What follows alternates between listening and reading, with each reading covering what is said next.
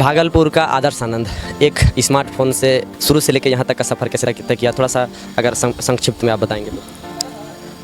पहले तो फ़ोन मांग मांग के किसी से किया करते थे। हाँ, फ़ोन मांगते थे अच्छे अच्छे लोगों के पास, जो बड़े बड़े लोग हैं भागलपुर में, उनसे भी फ़ोन का जिक्र किए थे कि हमें फ़ोन दिला देंगे तो हम शायद अच्छा करेंगे। आश्वासन भी मिला कि फ़ोन मिलेगा, लेकिन खैर कोई बात नहीं है, वक्त की बात है। तो फिर फ़ोन की कमी थी अपने पास, किसी से दोस्त से यार से मांग लेते थे, बट अब उनका अपना निजी फ़ोन है भाई, निजी यंत्र है तो कैसे दे देंगे। तो फिर चुपके से लोहा ये सब कुछ घर में इकट्ठा करते गए। तो उसके बाद एक कार्बन फ़ोन खरीदे थे 3000 में, और वो जो खरीदे थे उससे भी मार पड़ा था बहुत। उसी से वीडियो बनाते थे 3GP क्वालिटी में, कार्बन के फ़ोन से वीडियोस बनाते थे। तो बस अब अभी अपने पास, सबके पास, जितने लोग काम करते हैं, बहन के पास, भाइयों के पास, सबके पास आईफोन है। पहले मांगना पड़ता था, अब ठीक है। आदर्श जी, आप कॉमेडियन के अलावा एक अच्छे एक्टर भी हैं, एक डांसर भी हैं, सिंगर भी हैं, मिमिक्री आर्टिस्ट भी हैं, तो थोड़ा कुछ गुनगुनाइए और एक दो क्या बोलते हैं, मैंने लोगों का थोड़ा मिमिक्री भी करके सुनाइए ताकि दर्शक और ज़्यादा आकर्षित हो इस इंटरव्यू में। छूकर मेरे मन को किया तूने क्या इशारा, छूकर मेरे मन को किया तूने क्या इशारा, बदला ये मौसम लगे प्यारा जग सारा, छूकर मेरे मन को किया तूने क्या इशारा। देखिए, जितना भी लोग हमको देख रहा है,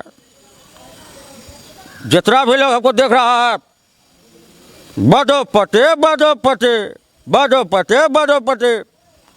अखलरी बदो पटे मौका मिली। हमारे परेश रावल, ये रे देवा, ये रे देवा, ये रे राजू, ये जमैला, ये रे देवा, मैं इसको हलकट हरामी समझता, तो देव मानुस निकला रे देवा। ये जमैला, तू बाबूराव के लिए आँख बेचेगा, तू बाबूराव के लिए अपना किडनी बेचेगा। हाँ, सीने में जो जख्म है वो सब फूलों के गुच्छे हैं, हमें पागल ही रहने दो, हम पागल ही अच्छे हैं। भगत सिंह द्वारा कही यह लाइन आज का सिद्धांत बन गया है कि इस दुनिया में पागलों ने ही इतिहास रचा है और बुद्धिमान ने सिर्फ इतिहास को रटा है। नमस्कार, मैं धनंजय कुमार और आपका स्वागत है स्वदेशी भारत न्यूज़ में। आप देख रहे हैं स्वदेशी भारत न्यूज़ का खास कार्यक्रम जनहित वार्ता, जिसमें हम आपको भारत देश में उत्कृष्ट कार्य कर रहे प्रेरणादायक व्यक्तियों से परिचय कराते हैं। और आज मेरे साथ इस एपिसोड में खास मेहमान के रूप में भागलपुर के आदर्श आनंद जी मौजूद हैं, जो अभी के टाइम पर यूपी, बिहार, झारखंड के सुपरस्टार, ज़मीनी सुपरस्टार बन चुके हैं। और हम आपसे देर ना करते हुए हम आदर्श जी से मुलाकात कराते हैं। आदर्श जी, बहुत बहुत स्वागत है स्वदेशी में। धन्यवाद। हम पागल नहीं है भैया, हमारा दिमाग ख़राब है। तो फिर वही न हुआ। हाँ, वही तो मैं बोल रहा हूँ। दिमाग जिसका सनकी रहता है, दिमाग जिसका ख़राब रहता है, वही काम कर सकता है। क्योंकि लगनशीलता तभी आ सकती है आपके, जब आपके माथे पे जुनून हो। आदर्श जी, वैसे तो आप एक अपना बहुत बड़ा परिचय बना लिए हैं, कोई परिचय का मोहताज नहीं, लेकिन फिर भी आप मेरे दर्शकों को एक अपना जो भी बेसिक परिचय दे दीजिए। जी, मैं आप सभी लोगों का आदर्श आनंद, भागलपुर बिहार से हूँ मैं। और आदर्श आनंद तो सिर्फ़ एक नाम था, आपने इस आदर्श आनंद को पहचान दिया है। सो सब कुछ आप लोग हैं और आपसे ही है। और आगे भी हम कोशिश कर रहे हैं कि अपने काम से सबको अपना बनाने की कोशिश कर रहे हैं। जो लोग हमसे मोहब्बत करते हैं उनको बहुत बहुत शुक्रिया, चरण स्पर्श है उनको। नतमस्तक होकर आपके सामने हम ये कहते हैं कि बहुत बहुत धन्यवाद। और जो लोग हमसे नफ़रत भी करते हैं उनको भी एकदम घुटने के बल बैठकर उनको भी जो है प्रणाम है कि अगर आप भी ना होते तो शायद हम ना होते। तो नफ़रत करने वाले की भी ज़रूरत है।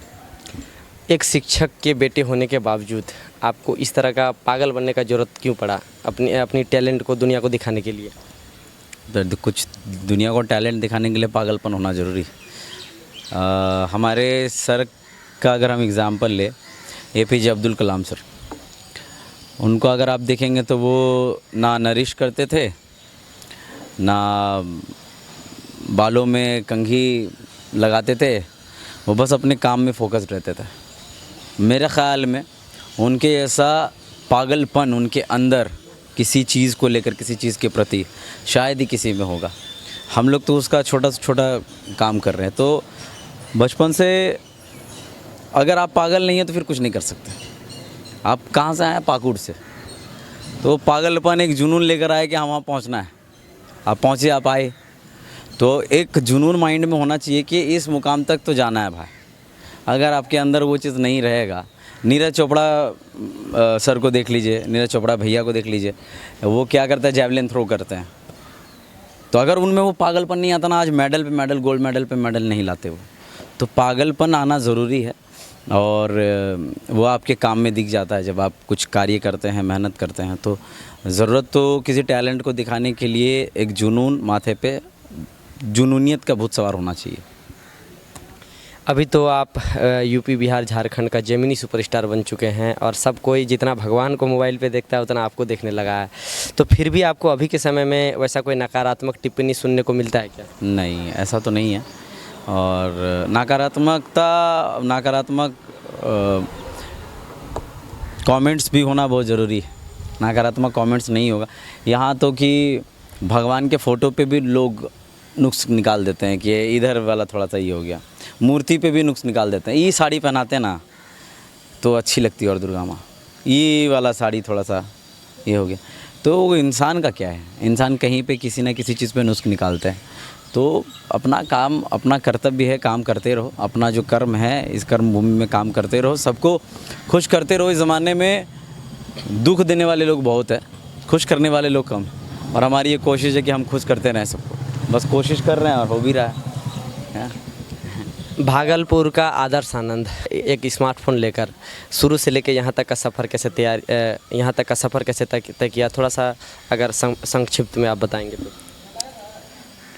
पहले तो फ़ोन मांग के किसी से किया करते थे। हाँ, फ़ोन मांगते थे अच्छे लोगों के पास, जो बड़े बड़े लोग हैं भागलपुर में, उनसे भी फ़ोन का जिक्र किए थे कि हमें फ़ोन दिला देंगे तो हम शायद अच्छा करेंगे। आश्वासन भी मिला कि फ़ोन मिलेगा, लेकिन खैर कोई बात नहीं है, वक्त की बात है। तो फिर फ़ोन की कमी थी अपने पास, किसी से, दोस्त से, यार से मांग लेते थे। बट अब उनका अपना निजी फ़ोन है भाई, निजी यंत्र है, तो कैसे दे देंगे? हाँ, तो फिर चुपके से लोहा ये सब कुछ घर में इकट्ठा करते गए। तो उसके बाद एक कार्बन फ़ोन खरीदे थे 3000 में, और जो खरीदे थे उससे भी मार पड़ा था बहुत। उसी से वीडियो बनाते थे, 3GP क्वालिटी में कार्बन के फ़ोन से वीडियोस बनाते थे। तो बस अब अभी अपने पास, सबके पास, जितने लोग काम करते हैं, बहन के पास, भाइयों के पास, सबके पास आईफोन है। पहले मांगना पड़ता था, अब ठीक है। लोगों को कहना पड़ता था कि आप अगर हमें ये फ़ोन से मदद करेंगे तो हम जो है आने वाला कल प्रोग्राम वगैरह करके आपको पैसे चुका देंगे। लेकिन खैर कोई बात नहीं है, ठीक है। देखिए, जो होता है अच्छे के लिए होता है, और जो भी होगा वो अच्छे के लिए होगा। इसीलिए हम वर्तमान पे बहुत ज़्यादा फोकस्ड करते हैं, फ्यूचर पे बहुत कम, क्योंकि आपका फ्यूचर वर्तमान से डिसाइडेड है। बस। आप कुछ समय पहले बहुत सारा टीवी शोज़ वगैरह में जाते थे, अभी क्या जाना छोड़ दिए हैं, या फिर अभी भी मैंने क्या बोलते हैं, कोशिश रखते हैं कि नहीं हम जाएं? जहाँ से मौका आता है वहाँ से उस मौके को जकड़ लेते हैं, है ना। जब आपके पास काम आता है, अच्छा काम होता है, तो फिर करना क्यों नहीं चाहेंगे? तो बस आता है, और आगे भी अगर आएगा तो ज़रूर टेलीविज़न शो करेंगे, अच्छा लगता है। सही बात। तो आदर्श जी, आपके इस सफ़र में आपका पिताजी का सहयोग कितना रहा? क्योंकि हमको लगता है सबसे ज़्यादा अगर ताना किसी को सुनने को मिला होगा तो उन्हीं को मिला होगा, क्योंकि वो एक शिक्षक हैं, और फिर उनको ये टिप्पणी सुनने को मिला होगा कि आपका बेटा इस तरह का हरकत करता है, ये कर रहा है, वो कर रहा है। थोड़ा इसके बारे में बताइए ना। ऐसा कुछ नहीं है, मेरे पिताजी की वजह से मेरे अंदर हुनर आया है। तो मेरे पिताजी मेरे लाइफ का मतलब, हम अगर वृक्ष है तो वो जड़ है। जड़ अगर काट दीजिएगा तो फिर वृक्ष हरा भरा नहीं रह सकता है। तो वही है, सहयोग मतलब पूरा रहा, बहुत ज़्यादा सहयोग रहा है। और वैसा कोई टिप्पणी वगैरह नहीं, पापा के वजह से ही हम इस लाइन में आए। उनके मार फटकार, डांट, ये सब ही हमको ये सब सिखाया है। कुछ रिश्तेदार हैं जो उनको बोलते थे कि क्या डांस करवा रहे हो, ये वो, तो फिर उनको तो जवाब आज के डेट पे मिल ही जा रहा है। आदर्श आनंद जी पहले की तुलना में अब बहुत शांत नज़र आते हैं। क्या आप किताबी कीड़ा बन रहे हैं क्या धीरे धीरे? किताबी कीड़ा तो बहुत पहले से ही हैं। हम जहाँ सोते हैं मेरे सिरहाने पे बहुत सारी किताबें रहती हैं। हम जब मन नहीं लगता है तो हम किताब उठाते हैं, पढ़ने लग जाते हैं। अगर आप पढ़े नहीं तो फिर कुछ करें नहीं, है ना। सबसे पहले पढ़ाई ज़रूरी है। मैं पढ़ाई को सबसे ज़्यादा फर्स्ट प्रायोरिटी देता हूँ। पहले तो खेल धूप में इधर उधर था, पिताजी के मार डांट फटकार नहीं मतलब पढ़ाई के काबिल ही बनाया था। तो अगर आप पढ़ते हैं तभी कुछ करते हैं, कंटेंट भी निकल जाता है। जितना आप किताबी कीड़ा रहिएगा, जितना आप किताब पढ़िएगा उतना आपका माइंड मतलब डेवलप होगा कि क्या क्या आपको करना है। उतना शांत भी दिखता है जो किताबी कीड़ा होता है। अरे ऐसा नहीं है, शांत नहीं है, हम बहुत चुलबुले हैं, हम बहुत कुछ से कुछ करते रहते हैं। अभी आप यहाँ बैठेंगे, अभी यहाँ पे शूटिंग चलेगा, अभी आप ऐसा देख रहे हैं, अभी चिल्ला चिल्ली होगा यहाँ थोड़े ये देर तो बाद। काम के समय होता है, लेकिन काम के उसके अलावा समय पे। हाँ, अंदर से बड़े सीरियस हैं हम। आदर्श जी, आप कॉमेडियन के अलावा एक अच्छे एक्टर भी हैं, एक डांसर भी हैं, सिंगर भी हैं, मिमिक्री आर्टिस्ट भी हैं। तो थोड़ा कुछ गुनगुनाइए और एक दो क्या बोलते हैं मैंने लोगों का थोड़ा मिमिक्री भी करके सुनाइए ताकि दर्शक और ज़्यादा आकर्षित हो इस इंटरव्यू में। छूकर मेरे मन को किया तूने क्या इशारा,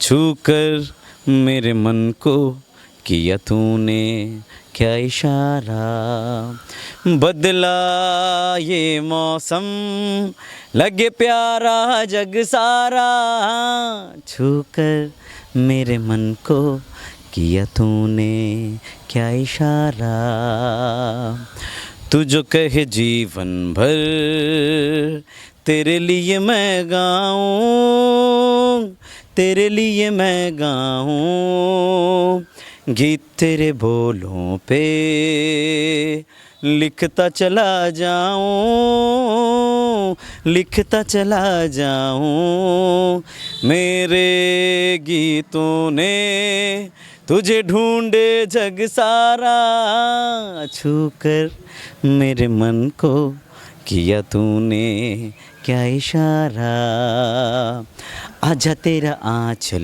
ये प्यार से मैं भर दूं, प्यार से मैं भर दूं, खुशियाँ जहाँ भर की तुझको नज़र कर दूं, तुझको नज़र कर दूं, तू ही मेरा जीवन, तू ही जीने का सहारा, छूकर मेरे मन को किया तूने क्या इशारा, बदला ये मौसम लगे प्यारा जग सारा, छूकर मेरे मन को किया तूने क्या इशारा। गाना तो बहुत बढ़िया गुनगुनाया आप। कुछ थोड़ा मिमिक्री भी करके सुनाइए, जैसे लालू जी का, मोदी जी का, राजपाल यादव का, इनका क्या बोलते हैं बाबू भैया वाला, ये सब जो थोड़ा आपका बहुत ज़्यादा लोकप्रिय है और बहुत ज़्यादा वायरल भी है सोशल मीडिया पे, ये सब थोड़ा एक दो करके देखिए। ज़रूर। देखिए, जितना भी लोग हमको देख रहा है, जितना भी लोग हमको देख रहा है, बड़ो पटे बड़ो पटे, बड़ो पटे बड़ो पटे, अखलड़ी बड़ो पटे, मौका मिली हमारे परेश रावल। ये रे देवा रे देवा रे देवा, ये रे देवा, ये रे राजू, ये जमैला, ये रे देवा, मैं इसको हलकट हरामी समझता है, तू देव मानुस निकला रे देवा। ये जमैला, तू बाबूराव के अपना आँख बेचेगा, तू बाबूराव के अपना किडनी बेचेगा। हाँ, मोदी जी का, किनका? मोदी जी का। मित्रों, साढ़े गाले आजा सानो जाने वाली आए तैनो हो काम मारदा फिर आया मित्रा, मेरे प्यारे देशवासियों, मुझे ये किताब मिला है। इस किताब में राष्ट्र हित, उद्योग हित, मजदूर हित का वर्णन किया गया है। जैसे कि पहले पन्ने में मैं अगर देख पाऊँ तो सप्तमे षष्ठी काव्य वर्णन लेख लिखल है। राजपाल यादव का भी आप बहुत सुंदर करते हैं, थोड़ा उनका भी कर दीजिए। अरे भैया कोई भी आता है घंटा बजा के चला जाता, हम कोई मंदिर का घंटा हूँ, आओ चलो मारो, हम तो पागल हो गया हूँ, अरे मेरे को इधर से उधर जाने का है, ऐसे ही कुछ है। एवरीवन, आदर्श आनंद के भीतर इतना टैलेंट होने के बावजूद आप कोई भी इंडस्ट्री में आपको मौका तो मिलता होगा, फिर क्यों माने क्यों नहीं जा रहे हैं? देखिए, अब जहाँ पे अच्छा मिलेगा काम वहाँ करेंगे, जहाँ पे भैया उठपटांग लगेगा तो वहाँ नहीं करेंगे, है ना। और अगर काम नहीं भी मिलता तो कोई बात नहीं है, जैसा कर्म कर रहे हैं हम, जैसे लोग जान रहे हैं, आप लोग तक हम पहुँचे, आप पागुड़ में रहते हैं, आप लोग तक हम पहुँचे, तो इसी प्रकार से लोगों तक हम अपने प्लेटफॉर्म से आते रहेंगे। जो कि मेरा यूट्यूब है, फेसबुक है, इंस्टाग्राम है, तो यही सब से आएंगे, है ना। कोई अगर आपको प्लेटफॉर्म नहीं भी मिल रहा है तो यही भी एक ज़रिया है जिससे हमने खुद को मतलब साबित करने की कोशिश करी है, इसी ज़रिए से, है ना। तो बस खुद में इंडस्ट्री बन जाओ और क्या है। तो आप लोग अपने टीम के माध्यम से कोई फिल्म वगैरह बनाया है क्या? चल रहा है, अभी एक द मिडिल क्लास बॉय बनाए थे, अभी एक चाइल्ड लेबर पे बना रहे हैं। अभी तक कितना फिल्म बना चुके हैं आप लोग? शॉर्ट मूवीज़, डॉक्यूमेंट्री टाइप बना शॉर्ट मूवीज। तो आदर्श जी, अभी आप लोग जो भी फिल्म बनाए हैं, आगे और क्या तैयारी रखे हैं? किस किस तरह टाइप का मूवी निकालने का वो लोग अभी प्रयास कर रहे हैं? अभी तो फिलहाल एक वीडियो शूट करेंगे जिसमें वो नहीं है, काशीनाथ, हमें खुशी हुई तुम्हारी बहादुरी देखकर, तुम्हें भी खुशी होगी ये जानकर कि आज के बाद तुम हमारे गिरोह में काम करोगे। यह मजदूर का हाथ है कातिया, लोहा पिघलाकर उसका आकार बदल देता है। ये तो सीन देखा आप लोगों ने, इस सीन को हम लोगों ने कन्वर्ट किया है। काशीनाथ, हमें खुशी हुई तुम्हारी बहादुरी देखकर, तुम्हें भी खुशी होगी ये जानकर कि आज के बाद तुम हमारे ऑफिस में काम करोगे। सही बात। एक बेरोजगार का हाथ है कातिया, कलम उठाते ही अलजेब्रा और रीजनिंग को चुटकी में सॉल्व कर देता है। यह बेरोजगारी खून और पसीने से कमाई रोटी की है। मुझे किसी के प्राइवेट नौकरी पे पलने की ज़रूरत नहीं। ये अभी बनेगा बेरोजगारी के ऊपर। तो आदर्श जी, एक महत्वपूर्ण बिंदु के बारे में आपसे सलाह चाहेंगे कि आपके तरह जो भी अभी सोशल मीडिया पे मेहनत कर रहे हैं, रील वगैरह बना रहे हैं, वीडियोस बना रहे हैं, उन लोगों को आप क्या सलाह देंगे? कुछ तो ऐसे क्रिएटर हैं जो पढ़ाई लिखाई को थोड़ा साइड करके उस पर ज़्यादा ध्यान ना देकर इस सब पे लगे हुए हैं, तो उन लोगों को आप क्या सलाह देंगे? देखिए भाई, ऐसा द फर्स्ट थिंग और सबसे ज़्यादा ज़रूरी है कि पढ़ाई को प्रायोरिटी दीजिए, ठीक है। Education is most important than this. सबसे पहले एजुकेशन को आप कीजिए। अगर आप कुछ भी कर रहे हैं तो मैट्रिक अगर नहीं दिया वो भी अच्छे से कीजिए। इंटर में आप अगर आप ये सब कर रहे हैं तो अगर आप इंटर सही से नहीं पढ़ रहे हो तो फिर ये सब बेकार है, ठीक है। जैसे मैं अपनी बात करूँ तो आई एम ग्रेजुएट, ठीक, now I am pursuing MSc, ठीक है। तो MSc कर रहा हूँ मैं, तो आई एम एजुकेटेड पर्सन, ठीक है। फिजिक्स से मैंने ग्रेजुएशन किया है, फिजिक्स ऑनर्स रहा है मेरा, ठीक है। और मास्टर भी हम उसी से कर रहे थे, लेकिन अभी ड्रॉप कर दिए हम। तो सबसे ज़्यादा ज़रूरी आपका पढ़ाई है, पढ़ाई सबसे ज़्यादा ज़रूरी है। तो पढ़ाई सबसे पहले कीजिए। पढ़ाई को ताक पे मत रखिए। अगर पढ़ाई को ताक में रख दीजिएगा तो वो आपको जो है ना ताक में रख के निकल जाएगा, ठीक है। फिर आप पाँक करते रहिएगा। इसीलिए पढ़ाई सबसे पहले उसको मद्देनज़र रखिए, पढ़ाई को। उसके बाद आप ये सब कीजिए। ये सब को आप अगर आप पढ़ाई कर रहे हो, पढ़ाई में हो, इंटर में, मैट्रिक में, या आप ग्रेजुएशन कर रहे हो, तो पहले वो करो। पहले फर्स्ट प्रायोरिटी उसी को दो। और ये जो आप कर रहे हो या वीडियोस बना रहे हो, रील बना रहे हो, तो इसको नाश्ते के तौर पे, ब्रेकफास्ट के तौर पे यूज़ करो, क्योंकि वो बहुत ज़्यादा ज़रूरी है। अगर आप वो करते हो तो फिर कंटेंट मेकिंग आपको आ जाएगा कि कंटेंट कैसे बनाते हैं। आपको एक एक चीज़ का ऑब्जर्वेशन समझ में आएगा कि ये कैसे है, ये कैसे है, ठीक है। तो पढ़ाई is most important than this, so you have to study first. तो क्या जो भी युवा मेहनत कर रहे हैं इस क्षेत्र में, क्या इस क्षेत्र में उन लोगों का कैरियर है या नहीं? वो तो वही डिसाइड करेंगे, हैं वो तो वही डिसाइड करेंगे करियर। लेकिन आप अभी एक सफल क्रिएटर बन चुके हैं, तो आप क्या सलाह देंगे?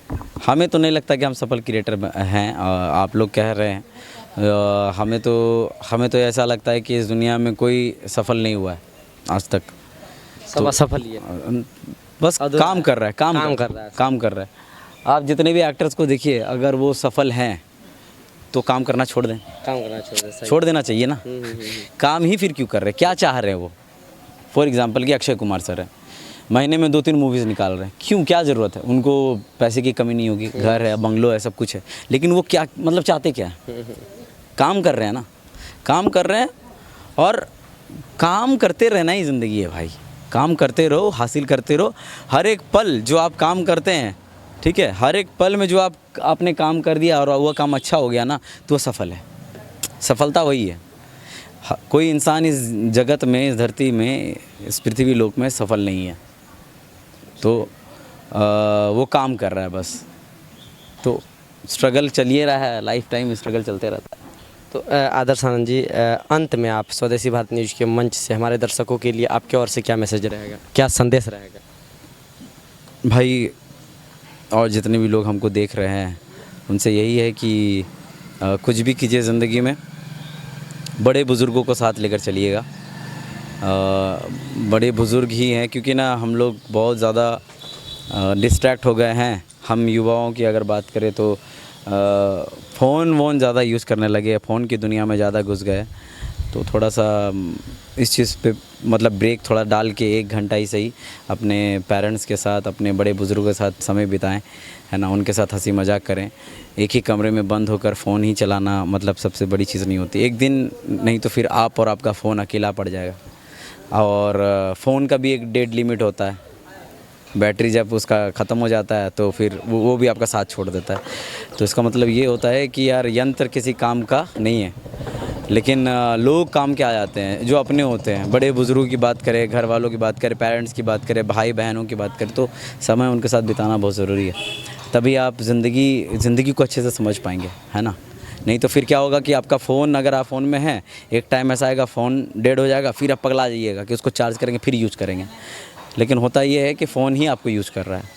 तो ये रिश्तों को थोड़ा बना के रखिए, रिश्तों के साथ रहिए, काम करते रहिए और खुश कीजिए। खुश ये नहीं कि वीडियो मेकिंग कर रहे हैं तो खुश हो गया, ठीक है।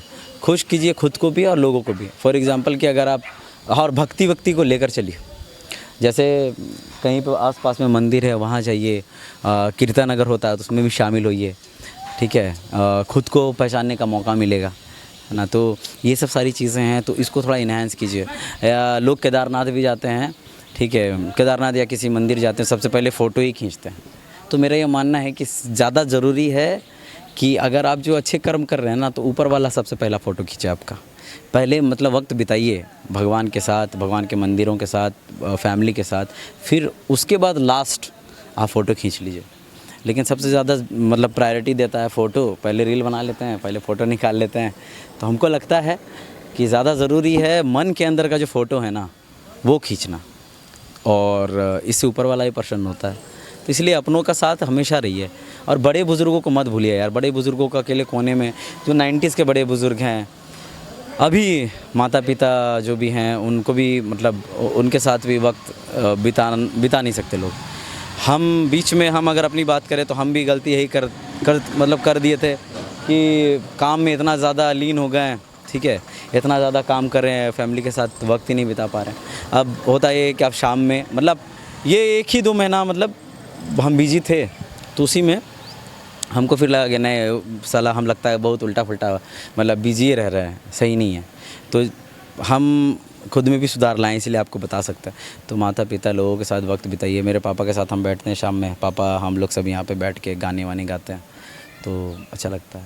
जैसे देखिए हमको मतलब हमें स्ट्रेस में रहते थे, डिप्रेशन टाइप हो जाता था हमको, लेकिन हमको उससे निकालने वाला अगर कोई है तो वो है ये जो छोटे छोटे बच्चे हैं, लोग हैं, घर के लोग हैं, और ख़ास तौर पे जानवर जो देख रहे हैं ना, छोटे छोटे पपीज़, छोटे छोटे कुतवा, सबको देख रहे हैं ना, तो सब यही लोग हमको डिप्रेशन और एंजाइटी से निकाला है। बस इन लोगों के साथ हम वक्त बिताते रहते हैं। तो यही है, इसीलिए लोगों को, बड़े बुज़ुर्गों को और इन लोगों को मत भूलें आप, किसी एक के लिए, चाहे वो लड़की हो चाहे फ़ोन।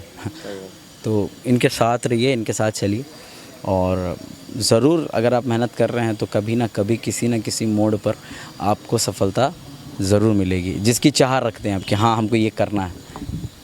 सही बात है। धन्यवाद। आप अपना कीमती समय निकाल कर इस साक्षात्कार के लिए हमें समय दिए, इसके लिए बहुत बहुत धन्यवाद आदर्श जी। बहुत बहुत धन्यवाद आपको। स्वदेशी न्यूज़, स्वदेशी बात। स्वदेशी भारत न्यूज़ को बहुत बहुत धन्यवाद। इससे जुड़े हुए लोगों को बहुत बहुत प्यार, और आगे बढ़ते रहिए, काम करते रहिए और चौका लगाते रहिए, सबको चौंकाते रहिए। हाँ, धन्यवाद। ठीक है, धन्यवाद। तो आप देखिए, हम आपको एक ऐसा एक्टर से परिचय मिलाएं जो अभी के समय में यूपी, बिहार, झारखंड का ज़मीनी सुपरस्टार बन चुका है। इनके एक शिक्षक के बेटे होने के बावजूद समाज इनको बहुत ताना मारा, लेकिन बावजूद इन्हें पागल कहता रहा। उसके बावजूद यह पागल बनना स्वीकार किया और पूरे देश भर में अपना एक पहचान स्थापित कर दिया। आज आदर्श आनंद धीरे धीरे अपनी सफलता की ओर आगे बढ़ रहा है। इसकी कहानी से आपको बहुत बड़ी प्रेरणा मिल सकती है।